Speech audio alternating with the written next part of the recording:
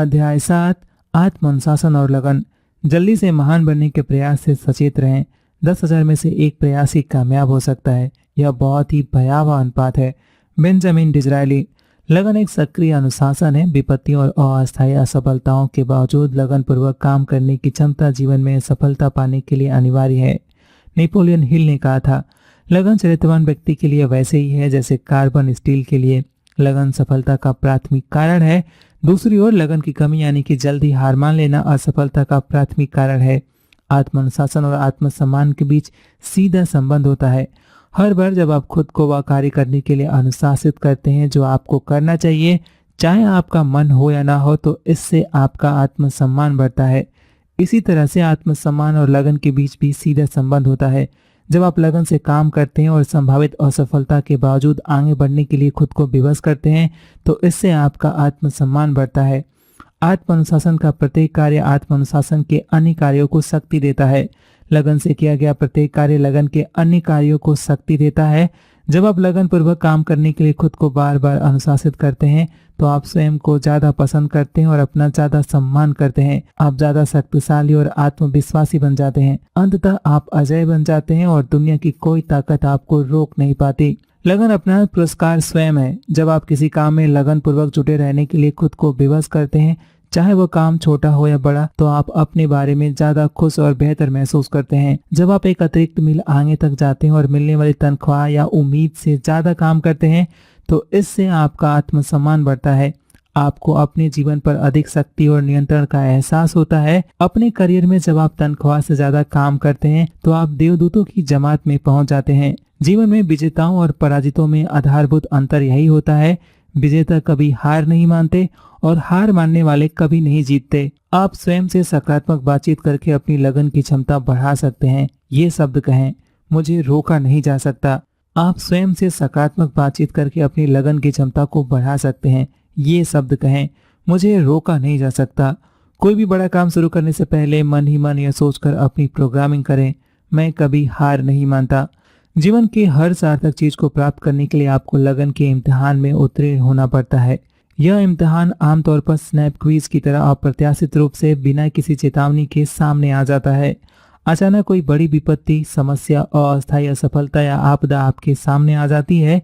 इसे इम्तिहान की घड़ी माने। विपरीत परिस्थितियों में यह पता चलता है कि आप किस मिट्टी के बने हैं। इसी समय आप स्वयं और दूसरों के सामने अपनी सच्ची चारित्रिक शक्ति और सफलता का संकल्प प्रदर्शित करते हैं। आपकी प्रतिक्रिया करने की क्षमता। विपत्तियों पर प्रभावी प्रतिक्रिया करने की आपकी क्षमता यानी आपकी जिम्मेदारी का स्तर इस बात का पैमाना है कि सफलता के लिए आप कितने तैयार हैं। अचानक कोई बड़ी विपत्ति या समस्या सामने आने पर आप कुछ समय के लिए स्तब्ध रह जाएंगे। यह भावना काफी कुछ वैसी ही होती है जैसे आपके भावनात्मक पेट में किसी ने जमकर मुक्का मार दिया हो। आप कुछ पल या कुछ मिनट तक कुछ नहीं कर पाएंगे। इस दौरान आप प्रायः हताश हो जाएंगे या अपने भाग्य को कोसने लगेंगे। आप कहेंगे, मैं ही क्यों। बहरहाल यह महत्वपूर्ण नहीं है कि आप कितना नीचे गिरते हैं। महत्वपूर्ण तो यह है कि आप गिरने के बाद कितने ऊंचे उठते हैं। आपका लक्ष्य जल्दी से जल्दी ऊपर उठना है।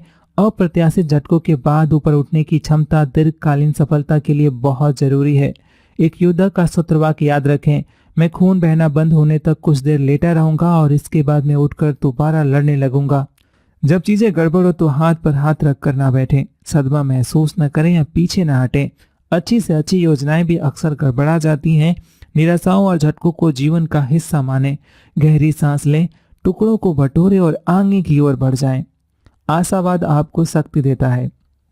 सफलता और लगन के लिए आपको जिस सबसे महत्वपूर्ण गुण की जरूरत है वो है आशावाद। इसका अर्थ है स्वयं पर और अपनी क्षमता पर पूरा विश्वास कि आपको अंततः सफलता जरूर मिलेगी। विपरीत परिस्थितियों में आशावादी बने रहने के लिए अपने विचारों को नियंत्रित करने और अनुशासित करने की जरूरत होती है। ऐसे में अपने विचारों को नियंत्रित करें, अफसोस के दलदल में ना फंसें। याद रखें, आप किस्मत के मारे या दुर्भाग्य के शिकार नहीं हैं। आप एक वयस्क हैं और अपने जीवन के प्रभारी हैं। आप वही कार्य कर रहे हैं जिसे आपने अपनी इच्छा से चुना है। हर काम में विपत्तियां आना स्वाभाविक है। उन्हें सफलता की राह की गति अवरोधक मानकर आगे बढ़ जाएं। दूसरी ओर दूसरों को दोष देने या बहाने बनाने से इनकार कर दें। जब आप शिकायत करते हैं या दूसरों को दोष देते हैं, तो इससे अपनी ही नजरों में आपका कद छोटा हो जाता है। इससे भी बुरी बात यह है कि इससे आपकी व्यक्तिगत शक्ति कम होती है। आलोचना या शिकायत करते समय आप ज्यादा कमजोर महसूस करते हैं और अपनी स्थिति से अच्छी तरह निपटने की आपकी क्षमता कम हो जाती है। इसके बजाय हर विपत्ति का स्वागत करते हुए बार बार दोहराएं, इसके लिए मैं जिम्मेदार हूँ। दूसरों पर दोष मढ़ने के बजाय आप विचार करें कि जो हुआ है उसके लिए आप कैसे जिम्मेदार हो सकते हैं। कोई बहाना नहीं चलेगा। प्रतिक्रियाशील बनाम प्रोएक्टिव। क्या हुआ और दोष किसका है यह सोचने के बजाय इस बात पर ध्यान केंद्रित करें कि इसका समाधान क्या है और इस वक्त क्या किया जा सकता है। क्या गलत हुआ और दोष किसका है यह विचार करने के बजाय यह सोचें कि आप स्थिति को ठीक करने के लिए कौन से कार्य कर सकते हैं।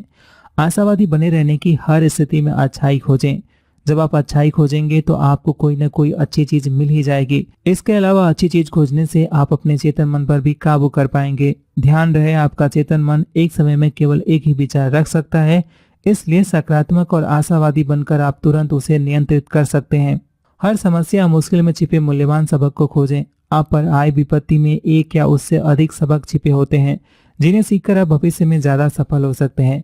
सफल और असफल लोगों में बुनियादी अंतर यह होता है कि विपरीत परिस्थितियों में असफल लोग अपनी किस्मत को दोष देने लगते हैं, जबकि सफल लोग भविष्य के लिए उपयोगी किसी मूल्यवान सबक की तलाश करते हैं। उपहार की तलाश करें। नॉर्मन विंसेंट पील कहा करते थे, ईश्वर जब आपको कोई उपहार भेजना चाहता है तो वह इसे समस्या में लपेट कर भेजता है। ईश्वर आपको जितना बड़ा उपहार भेजना चाहता है वह उसे उतनी ही बड़ी समस्या में लपेटता है। समस्या पर ध्यान केंद्रित करने के बजाय उपहार की तलाश करें। आश्चर्यजनक बात यह है कि यह आपको हमेशा मिलेगा। यही नहीं, कई बार तो उपहार या मूल्यवान सबक समस्या की तुलना में बहुत ज्यादा मूल्यवान हो सकता है। कई बार किसी समस्या से निपटते समय सीखा गया एक छोटा सा सबक भी आपकी दीर्घकालीन सफलता की कुंजी हो सकता है।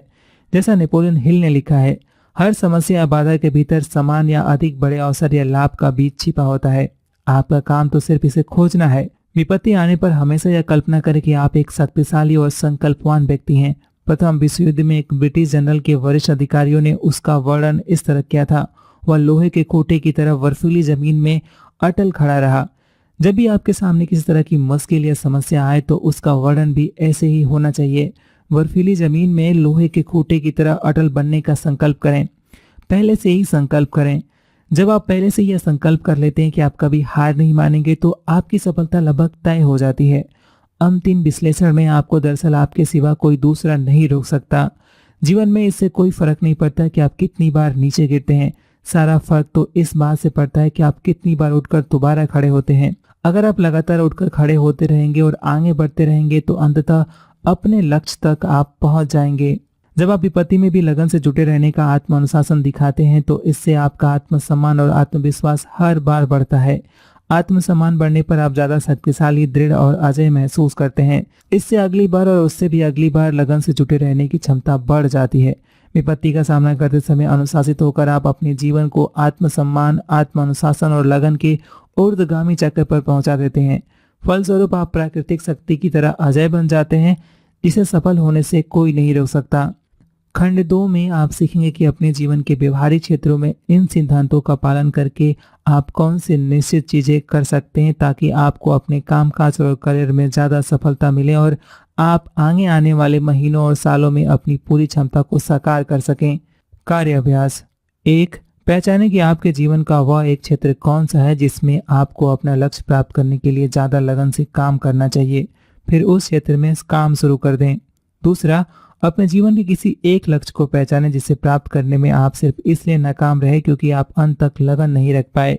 उस क्षेत्र में सफल होने के लिए आप आज कौन से कदम उठा सकते हैं। तीसरा, पहचानें कि आप किस बड़े लक्ष्य को सिर्फ इसलिए प्राप्त कर पाए क्योंकि आप लगन से जुटे रहे और आपने मुश्किलों के बावजूद हार मानने से इनकार कर दिया। चौथा, जीवन में अपना प्रमुख निश्चित लक्ष्य तय करें, वह लक्ष्य जिसे प्राप्त करने से आपके जीवन पर सबसे अच्छा प्रभाव होगा। पांचवा, अपना लक्ष्य स्पष्टता से लिखें, उसे प्राप्त करने की विस्तृत कार्य योजना बनाएं और फिर खुद से कहें असफलता का विकल्प ही मौजूद नहीं है। छठा, आज ही एक निर्णय लें, चाहे जो हो जाए आप सफलता मिलने तक जुटे रहेंगे क्योंकि मुझे सफल होने से कोई नहीं रोक सकता। सातवां, एक महत्वपूर्ण लक्ष्य तय करें और उसे प्राप्त करने का संकल्प करें। यह संकल्प करें कि आप राह में आने वाली अवश्यम भावी मुश्किलों, समस्याओं और विपत्तियों के बावजूद तब तक जुटे रहेंगे जब तक कि आप अपने लक्ष्य को प्राप्त करने में सफल न हो जाए। यह प्रक्रिया बार बार तब तक दोहराते रहें जब तक कि लगन की आदत न पड़ जाए।